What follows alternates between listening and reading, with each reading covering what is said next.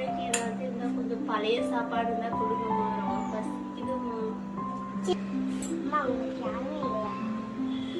எல்லாருமே இருக்காங்கம்மா, பையன் 2 பசங்க இருந்தாங்கம்மா, நல்லா படிக்க வச்சு காலேஜ் போய் வேலை வாங்கி கல்யாணம் பண்ணி கொடுத்துட்டு பொண்டாட்டி வீட்டுக்குள்ள சேர்க்க மாட்டான்னு சொல்லிட்டு ரோட்ல விட்டுட்டாங்க.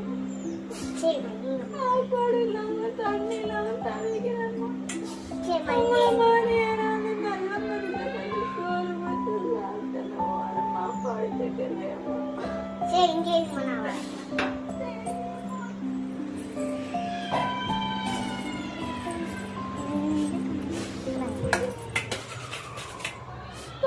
கொஞ்சம் தான் சாப்பிட முடியும்.